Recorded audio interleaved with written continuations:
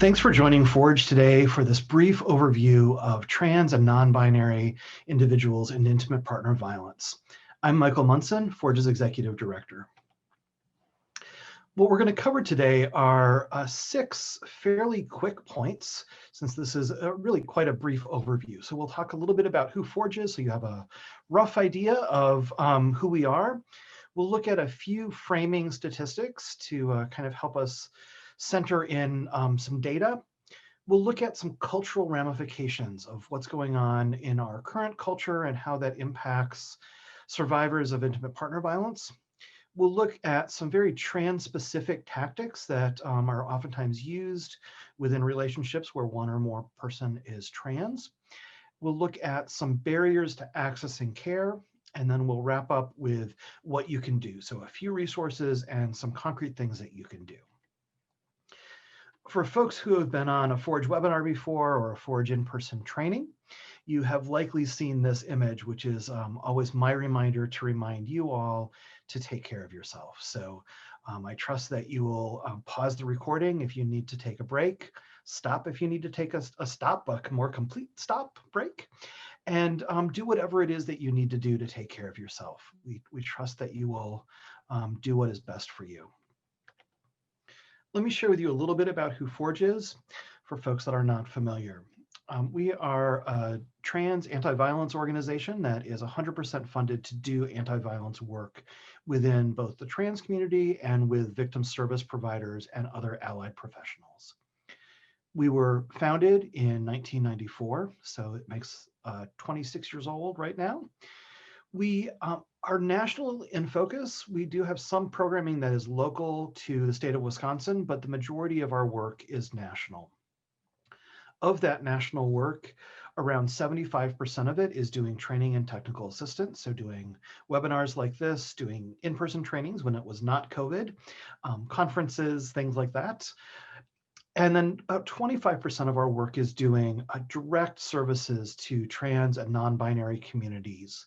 So doing publications and support groups and things that directly are working with trans survivors. We have a very small staff, and we try to do a fair amount of work with our small but mighty staff. So you may have seen one or more of us on other webinars. Wanted to make sure that folks had our social media contacts, since that is definitely the way that we will communicate the most with you all is through our social media channels. We welcome you to join our mailing list as well, but the more current way to get things, the more quick way to get things is through either Facebook, Twitter, Instagram, or through YouTube. So let's start out with a few framing statistics just to kind of get us all, grounded in who we're talking about today. So a question to you all is, what percentage of the population is transgender? So if you pick a number in your head, what we know is that we don't really know for sure. We know that the Williams Institute has, I don't want to say guessed, but they've estimated that 0.6% of the population is transgender. And there are other researchers like Lynn Conway who have guessed that it's more like 1%. Forge tends to use the 1% number because it's both easier for math, but we also think that it's probably a broader and fuller view of who's in the trans community. We look at the trans community as including very wide ranges of people with multiple different identities, as well as we oftentimes include the folks that are around trans people, because we know that violence impacts those folks who are around trans people as well as trans community members themselves.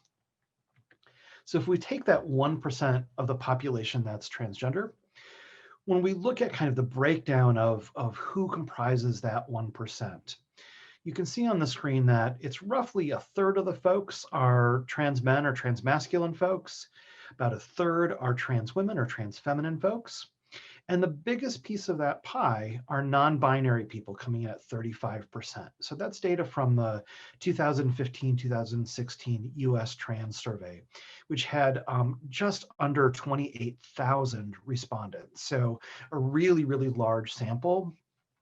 And of their respondents, the majority of them were non-binary. Sorry, the plurality of them were non-binary.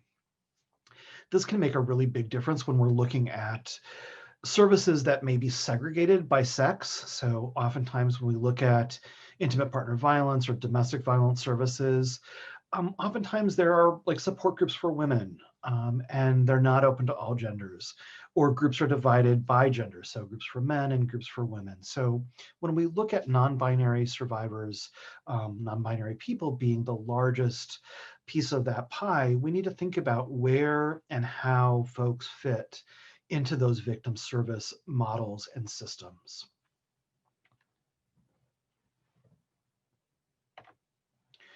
When we look at the rate of sexual violence that happens against folks who are trans, and when I'm saying trans, I'm including trans and non-binary in that full umbrella of folks under the trans word. When we look at how many folks have experienced sexual violence, it's someplace between 50 and 66%. Multiple studies have fallen in that range. Some are even higher than that. But it's fair to say that's between 50 and 66%. So if we do a little bit of a math experiment, we can look at the US population. So in America, we've got around 3 million folks. Sorry, that should be 300 million folks. 300 million folks. And if we take 66% of that, that means that roughly 2 million Americans who are trans have experienced sexual violence. So what that means, if we look at comparing it to other populations, so if we look at gay men and lesbian women, if we look at bisexual men and women, if we look at heterosexual folks, you can see on the screen that bisexual women by far have the highest rate of intimate partner violence. When we look at other populations, when we look at lesbians, very close to trans folks at 50%. Gay men are lower. We look at heterosexual folks in the 20s and the 30s. Of course, we want to remind folks that trans people can be lesbian or gay, bi or straight. So these are combining different studies because we don't have one study that will really look at the combination of all identities. So again, if we look at kind of the numeric piece of this, if we look at intimate partner survivors who are trans, we're going to take 1% of the US population, again, 300 million people, not 3 million people. If half are intimate partner violence survivors, that means that 1.5 million trans folks are walking around in this world as survivors of intimate partner violence. Let me share just a couple more pieces of data with you before we look at some of the other content. One of the things that's oftentimes challenging for both trans and non-trans survivors is when folks have interacted with professionals, with people in authority like police and healthcare providers or their employers, and they experience sexual assault or harassment or physical violence in those settings. Of course, those kinds of experiences or those kinds of things that they've heard about from their friends may influence their willingness or their fear levels around seeking police help if they're assaulted, seeking healthcare assistance if they're injured in an assault. So as you can see, there's roughly about 7% of the trans population has experienced sexual assault by law enforcement. Roughly 10% have experienced sexual assault by a healthcare provider. And then we can look at work settings where it's roughly about 6% of folks have experienced sexual assault at work. And when we look at folks who are undocumented, that rate goes up by threefold. Just a reminder to folks that I think we oftentimes think of violence as being gendered, and we think of trans folks and violence, and we think that trans women are automatically at a higher rate of violence in childhood sexual assault, in adult sexual assault, intimate partner violence, and in stalking. What we really found, though, when we've looked at data that we've collected, as well as when we've done some other research and analysis of what other existing data there is that the rates are pretty similar around gender vectors. So trans men and trans women have very, very similar rates of childhood sexual abuse, adult sexual assault, intimate partner violence, and stalking. I want to be certain to mention that when we're looking at hate-motivated crimes, when we're looking at street-based hate-motivated crimes, that's really where we see that trans women, and particularly trans women of color, are experiencing much, much higher rates than trans men or non-binary folks. One last piece of data before we look at cultural ramifications. When we did a survey in 2011, we had over 1,000 respondents, and we were really surprised to see how many folks had checked the boxes for more than one type of victimization. So this slide is showing how many folks had 2 or more of these types of crimes. And as you can see on the screen, there are, it's just an enormous number of folks that have experienced more than one type of victimization.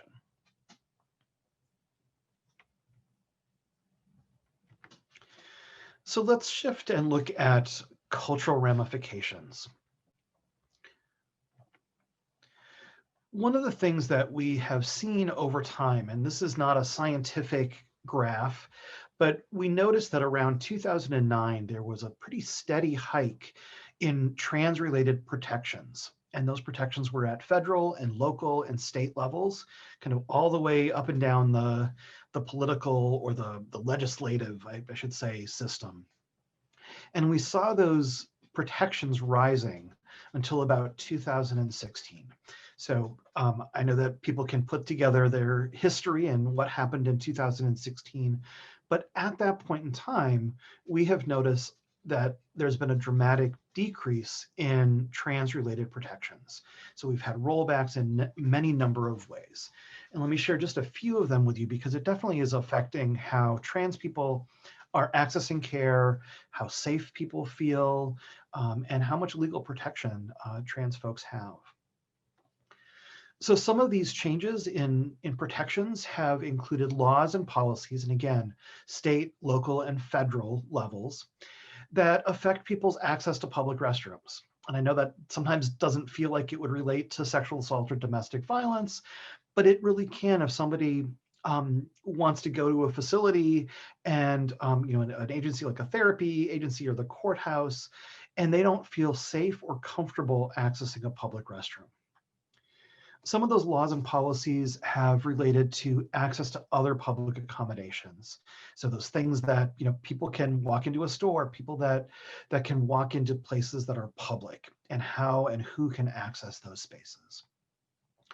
We have seen changes in discrimination based on housing. So the Housing and Urban Development has changed their guidelines around shelter, and any HUD-funded shelter is affected by those guidance that are currently in existence.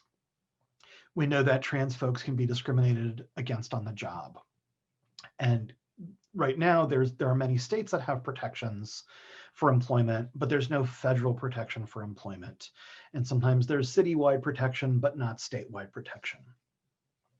We know too that there was a change in trans folks and their ability to serve in the military. Trans folks used to be able to, and now are not allowed to be in the military. And there might have been other changes that have happened, and there are other changes that have happened that are more community or family based, and it's around acceptance. So when some of those laws and policies change, I think sometimes that relates to how people in families and in social structures and systems view trans people and how trans people are treated.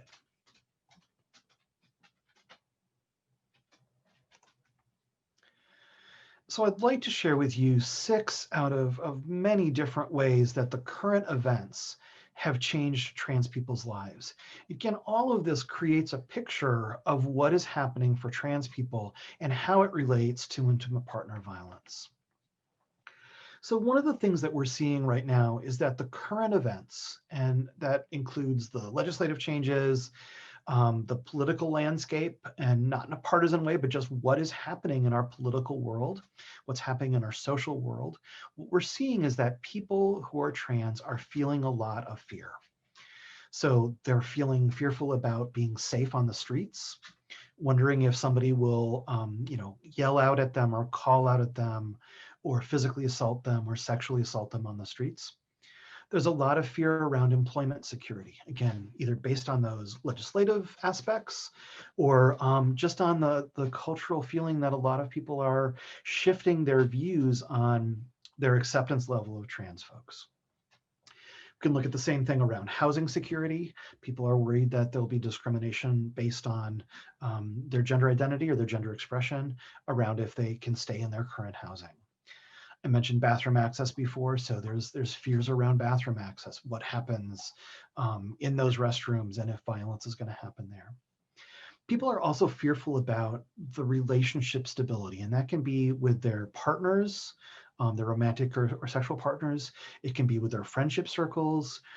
What are their friends and their family and their loved ones in their circle feeling and hearing and learning about trans folks? And how is that influencing their relationship with that trans person? We are also seeing a spike in hate-motivated crimes. And it's about hate-motivated crimes related to trans folks, related to lesbian, gay, and bi folks, against folks of different religions, and certainly against folks of different races. So there's just a lot of fear that trans folks are experiencing in that whole bundle of things. What we're also seeing the current events impact is something that we're talking about as mirroring. So we're all hearing things in the cultural dialogue. We're hearing things on the news. We're hearing things from our neighbors. We're hearing things just as we move about through the world. And some of the things that we're hearing are really horrific. And a lot of times those horrific things are coming from celebrities or from political leaders or from people in power. And it's really easy for us to kind of take in those messages. And if we are somebody who's abusive in nature, we might use those same words and that same language to be abusive towards the people in our lives. So that language from leaders gets pulled back into the personal realm and is used against the trans folks who are in relationship with them. So what we see is that people are re-experiencing those words that are in the public discourse, and they literally might be the same words as those other people are saying. One of the quotes that I like to kind of use to frame this is from Peggy O'Mara, and she says that the way we talk to our children becomes their inner voice. So when we look at the cultural narrative, what's going on in our culture, what our leaders are saying, that oftentimes becomes our inner voice, whether we want it to be or not. A third way that the current events are influencing trans folks, especially around IPV, is the systemic racism that is happening right now. And it certainly is, I don't want to say that it's a new thing. Racism is definitely not a new thing, but there's much, much, much more visibility around racism, around Black Lives Matter, around police misconduct and police brutality. And we know that a lot of trans folks, just like a lot of non-trans folks, are going to protests and going to rallies and going to things to mobilize and fight for justice and for the rights of all people. So a lot of times when trans folks are going into those spaces, it can be a really fearful place of, am I safe here as a trans person fighting for this other issue? Can we all work together in combating racism, as well as sexism, as well as transphobia? So there's just a lot of things that are being juggled there. And I think when people are looking at Black Lives Matter and they're stepping into those spaces, whether it's protests or rallies or wherever it is that they want to be in that sphere, people are worried about, will I be arrested? If I'm trans, where will I be held if I'm arrested? Lots of things to consider that may be slightly different for trans folks. The other thing that's affecting all of us right now is COVID-19. And I mean, that's kind of an obvious thing for folks that are listening in November of 2020, but COVID-19 has taken over the world and taken over our country. And for many, many folks, that has meant a really steep increase in isolation and a reduction of support systems. So the friends that we might have gone out to coffee with, we might not be able to do that anymore. The support group that we used to go to may not be meeting anymore. So there's a lot of increase in general isolation that we're all experiencing. But for folks who are survivors, they may also be experiencing a cut from their support network. We also are seeing that as people are spending more time at home because either they're working from home or they've been laid off, they may be in an environment that is abusive. So they might be at home with their abusive partner. They might be a child, whether it's an under 18-year-old child or an adult child that's living at home with an abusive parent or another relative or loved one. We're also seeing that there can be some financial dependence that is increasing and having some other strings attached to it. So if somebody has been laid off of work and they're dependent on their partner or their family members for food and for rent, they may end up staying in that abusive situation much longer than they would otherwise because they need to have food and they need to have a roof over their head. So there's a lot of ways that COVID-19 may have some indirect or some direct effects on trans survivors. So when we look at these cultural events and what they're doing for folks, a lot of trans folks, again, like a lot of non-trans folks, are feeling a lot of instability. And where it's particularly true for trans folks is that there's a lot of concern about, I need to take action right now because I don't know if there's going to be legislative changes that are going to happen in the future that means that I can't change my name, I can't change my gender, I can't get legally married. So there's a lot of fears around what might happen. And so people are making some of those changes now out of fear that they won't be able to later. This includes folks that are choosing to have surgery now or start on hormones now, and they may not really have that in their timeline of what they would really want to do. But again, they're taking those actions because they're worried about what might happen in the future.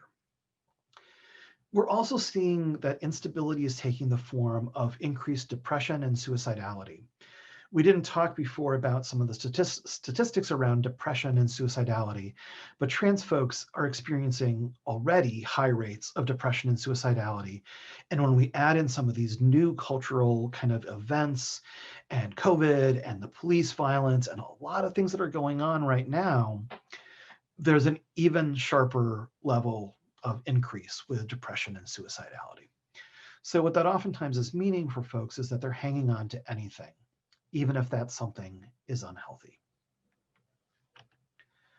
So we're seeing that folks are coping in ways that are traditional ways of coping.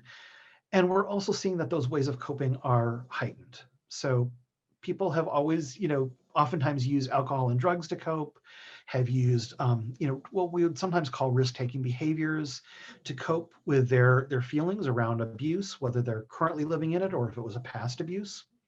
But we're seeing people do that more now that there's an increase in isolation and an increase in just the fear of the world and the strain of what's going on in the world.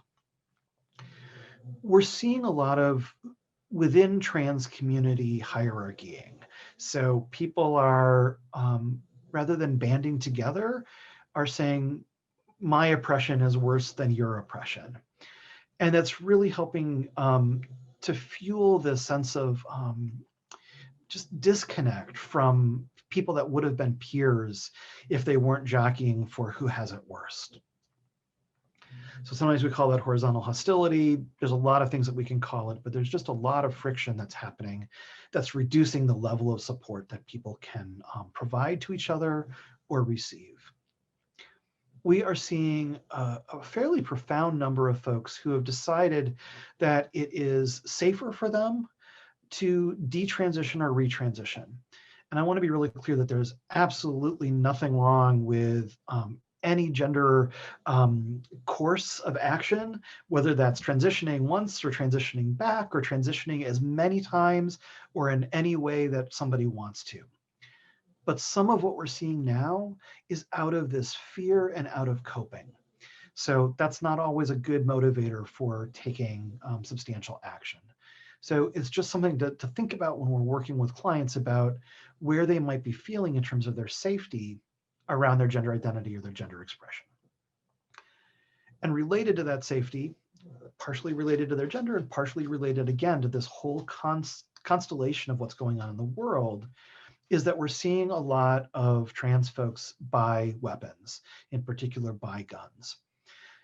Nothing for or against weapons. We live in a country where people are legally allowed to own guns, but we know for sure that when people are in violent relationships, abusive relationships, when there's a weapon in that house, there is much, much, much higher rates of homicide than there is self-protection. So just something to keep in mind that folks may be, acquiring guns or acquiring more guns right now, and then all of these other things that are put into the mix, especially of concern when people are drinking or drugging more and have weapons and are feeling a little bit emotionally not stable. So that's kind of the picture of what's going on right now. And again, like you might wonder, well, how does this relate to trans folks and sexual assault or intimate partner violence? So what I've just shared with you kind of has this trajectory of looking at where there's microaggressions, so those little things that kind of natter at people, things that are on your shoulder, minority stress related to being trans. We see that there's increased health disparities, so people might be engaging in behaviors that are increasing their health risks. We're seeing that folks are having lower self-esteem, either because they're engaging in behaviors that lower their self-esteem, or they're being told that they're less worthy and have less worth. And all of that can relate to having a higher risk taking set of behaviors. And all of that equals an increased likelihood for entering or staying in an abusive relationship. So let's look at some trans-specific tactics. What we know is that IPV looks very similar to what it looks like in any other relationship that doesn't include a trans person. So we need to be mindful of the same abuse tactics that anybody might experience might be happening within a relationship that has a trans person in it. So financial abuse, physical abuse, stalking, verbal abuse, all of those things can be happening in a relationship where there's one or more trans people. And there are some trans-specific tactics, and we could talk for hours about what those tactics are, but let me share with you a few of those tactics that seem to be more common than others. So one of the tactics that abusers might use is to out or disclose a trans person, or to threaten to out or disclose their trans status.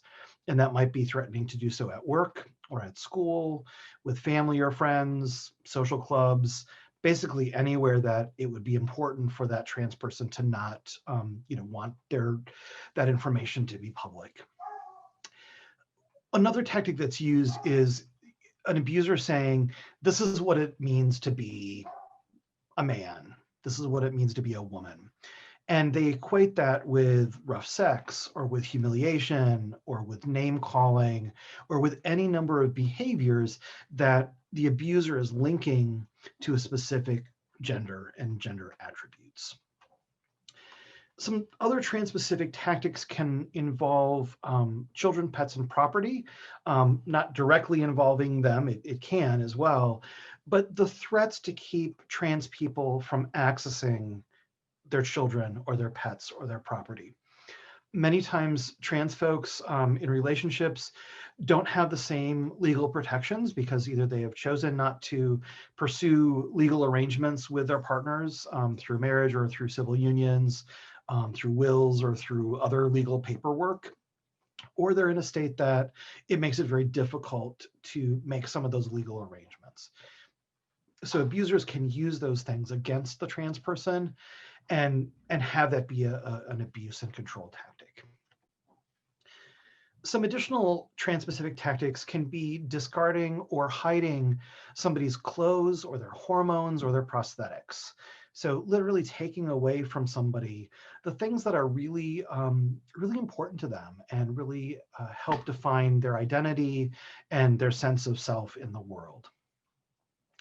Another tactic is eroticizing trans folks against their will. So really hypersexualizing somebody when that's not a desired set of behaviors. or again, using some of those stereotypical things to eroticize somebody, again, not, within their scope of comfort.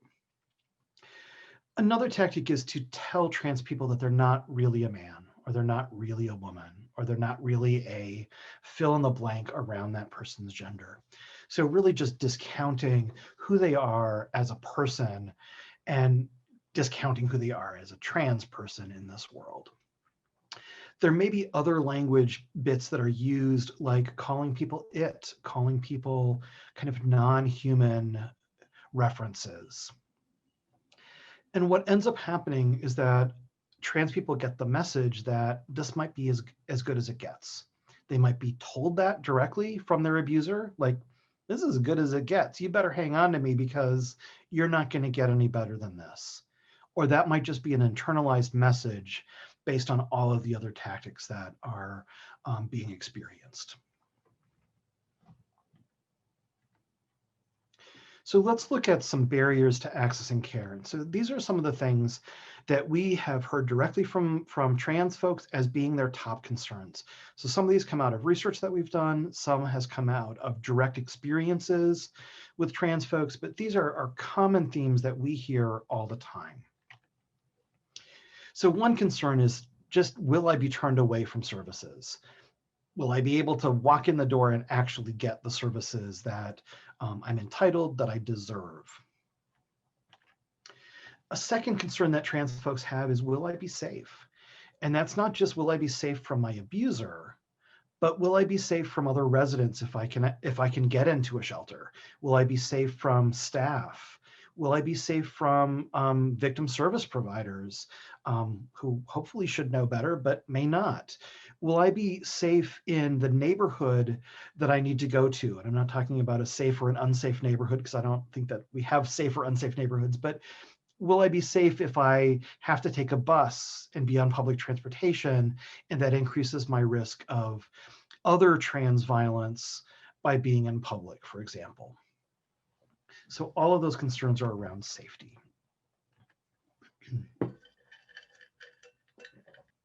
So a third concern that trans folks are oftentimes experiencing is, will staff know about and be sensitive to me as a trans person?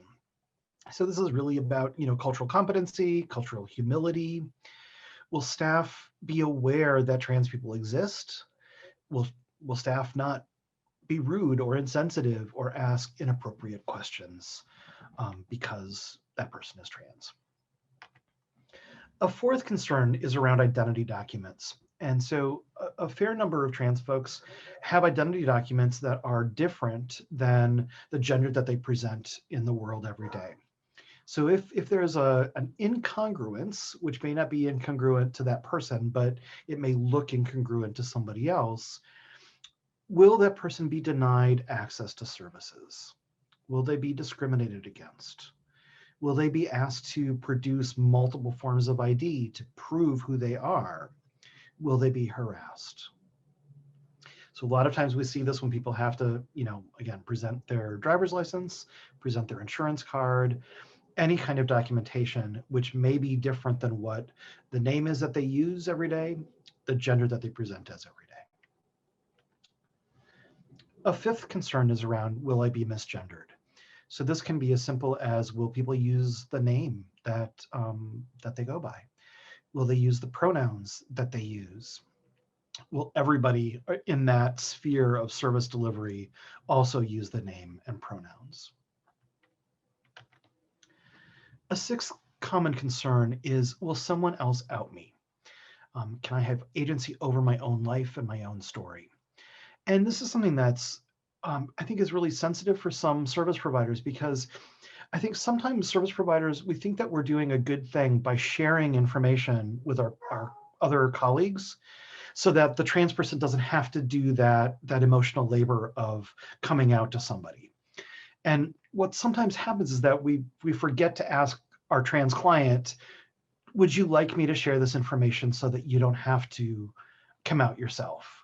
Or would you rather not be out? Or would you rather tell people yourself? So really giving that trans person the control over, what information is shared with other people is really, really important.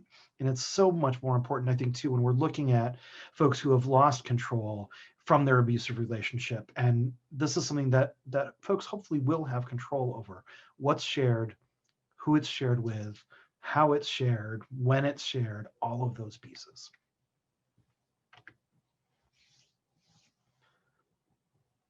A seventh concern that folks have is, will I have ample privacy? And this tends to come up when we're looking at survivors who are potentially needing emergency care in a hospital or medical setting. They might be around forensic nurse examinations.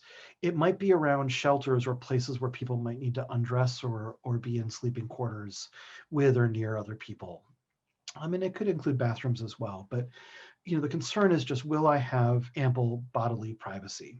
And I just, every time this comes up when I work with victim service providers is, I would hope that this answer is always yes, and that it's always yes for both trans folks and non-trans folks, because everybody deserves to have that level of privacy that makes them feel comfortable and feel safe. The eighth concern that is really common that we see for trans folks is, will I have to report my abuse to law enforcement? So I think that we live in a world where we oftentimes think that we'll have to report to law enforcement if we want to get additional services. So as victim service providers, we need to help remind folks that it's in their control if they want to report to law enforcement or not. A few moments ago when we started this, we talked a little bit about the rates of abuse by law enforcement. And so that may be something that a trans person is thinking about when they're considering, do I want to report or do I not want to report? Even if they have an advocate that's willing to go with them. So again, just giving that survivor agency over their choices and reminders that they don't have to report if they don't want to. A ninth concern, and this is probably one of the most prevalent concerns, is the belief that is kind of systemic in our culture that, aren't these services just for women? So what we oftentimes hear in our culture is that domestic violence and intimate partner violence is something that happens against women. But when we look at things, like we mentioned in the beginning, domestic violence, intimate partner violence happens against and by people of all genders. So if somebody is feeling like they have to be a woman in order to access services, that may cut out a lot of trans people that don't identify as women, or they have a history of not being a woman. Lots of different gender configurations there. So a lot of times it makes people question if what happened to them was real, and then it makes them question if they have a right to access services. And the 10th and the final reason that I'm going to share with you today that is a concern for a lot of trans folks is around being ashamed and embarrassed about what happened to them, and wondering if staff will make them feel ashamed or embarrassed about being trans on top of what happened to them. So kind of this dual role of like, I already feel this shame. Am I going to feel additional shame based on that interaction with a service provider? So that was a lot of information, and I think that's a lot of really heavy information to take in. So I encourage folks, if you need to take a momentary pause, please do so. I'm going to switch us over. We're going to talk about 5 free and easy things that you can do, which hopefully will help you feel a little bit more empowered about what you can do to affect change with the trans clients that you're working with. So I'd like to share 5 free and easy things that you can do. They really are free, and they really are fairly easy. And all of them would be considered micro-inclusions. So we all kind of know what microaggressions are. Micro-inclusions are kind of flipped on its head. They're the opposite. So they're small steps that are intended to include someone. On a bigger scale, micro-inclusions are symbolic actions that force us to recall the humanity of others. So as you're sitting and listening to this, I'd like you to think about, what are some of those small things that you can do that would make a difference in a trans person's life? Lots of things that you could be doing. I'm going to share with you 5 of them, but there are many, many hundreds of things that you could do. So the first thing that you can do is to use the trans person's correct name and correct pronouns. Do so consistently. Do so when you're around that person or when you're not around that person. Ask folks what their pronouns are. Ask folks what their name is. You're not going to know what their name is or their pronouns if you don't ask. So name and pronouns is number one. The second is to have inclusive restrooms. And again, like I mentioned before, that might seem kind of counterintuitive or not really related to victim services. But if someone can't come into your agency and safely use your restroom, they're not going to feel safe at your agency at all. So if you're in a building that you can't have a gender inclusive restroom, you can certainly put signs on the restroom that say, this bathroom can be used by anybody that identifies as whatever the bathroom is gendered as. And you can certainly encourage and push for gender inclusive restrooms. Any single stall restroom, there's really not much reason why it can't be changed into an all gender restroom. A third thing that's free and easy is to look at your social media. Just about all of us are on social media these days. A lot of us schedule our social media. So it's really easy to kind of plop in a social media slide that is about trans folks, about your agency being welcoming to trans folks. It can be as simple as this was a UU church that added the Trans Day of Visibility as one of their slide deck pieces.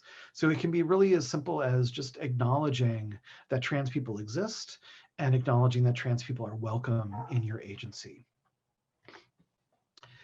A fourth thing that we can all do is to see and affirm resilience. Trans folks walk about the world and oftentimes feel that they're not seen, they're not heard, they're not respected, and they're not seen for what's good and wonderful about them. So if we can notice something, anything at all, and just say, wow, that's really cool, or wow, I see you. However that plays out for you, we all have different styles of how we communicate with people, but it might be, hey, that's a really radical dress that you're wearing. Not to be simplistic about what somebody's wearing, but like sometimes that's really affirming to people, or wow, that's really cool that you did X, Y, or Z.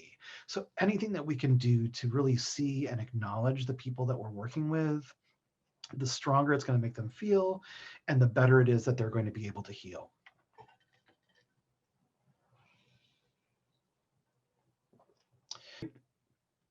A fifth way that is free and not so easy is to get involved and to show up. Many organizations now are allowing and even encouraging their staff to take part in the social movements that are going on right now. And that can be showing up for rallies, showing up at Pride Fest. Those are both in-person things, which may not be happening as much during COVID, but literally showing up in person, distanced in person, showing up by writing letters, showing up by letting people know that you care in some way. So I encourage folks to think about, what does showing up look like for you? What does it look like for your agency, which may be different? And how can those two go together? And again, I'm not asking folks to take their own personal time, but think about how you can be involved and what you can do that will really make a difference in trans people's lives, whether they directly see it or not. So as we come to near the end of this recording, what I'd like folks to think about is what you can do today. We can all do something every day. We can hopefully do more than one something every day that will help move us all to a place of greater connection and acceptance and healing. And I encourage you to think about what those things are, and then to carry them out and try to fulfill what those things are that you would like to do. Let me wrap us up with talking about a few of the resources that Forge has to offer you, so that you know how to get in touch with us and what kinds of things you can reach out and connect with us about. So we do a lot of technical assistance and training, as I mentioned at the very beginning. And what that can look like is a lot of different things. So we do an extensive amount of one-on-one support. So people email us or call us with a question about a client, a question about paperwork or policies, and we work with folks on figuring out some solution. If we don't have a solution, we will help refer you out to somebody who might have a better idea of how to work with you on that issue. We do a lot of training. So training can take the form of webinars or pre-COVID in-person training or conferences. We have done a lot of site visits in the past, and that again is not something that we're doing during COVID, but we're thinking about ways that we can do site visits remotely so that we can still be involved in helping agencies get to the places that they want to get to without having us come in person to do those visits. We have a lot of webinars that are archived and are available 24/7 for free, and we really, really encourage folks to watch them as an organization, watch them with your staff, watch them with the staff at a staff meeting, and then talk about them.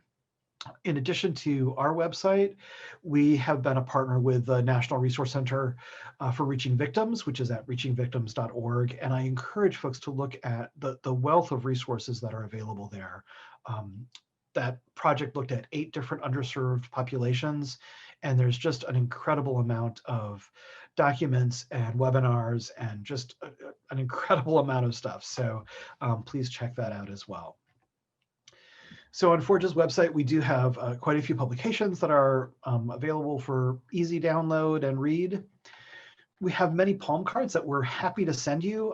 Some of the palm cards that we like the best, or at least I like the best, are these I'm here for you cards. It helps send a message to trans survivors that you know what's going on for them, that you understand that trans survivors exist. But it also offers some concrete steps of like, here's what I'm willing to do for you.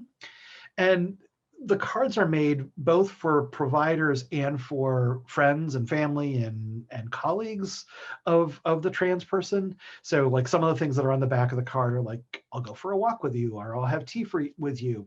That may not translate for a victim service provider, but it could be, I will always listen to you, or fill in whatever the blank is, so that trans survivor knows that you've got their back in that particular way.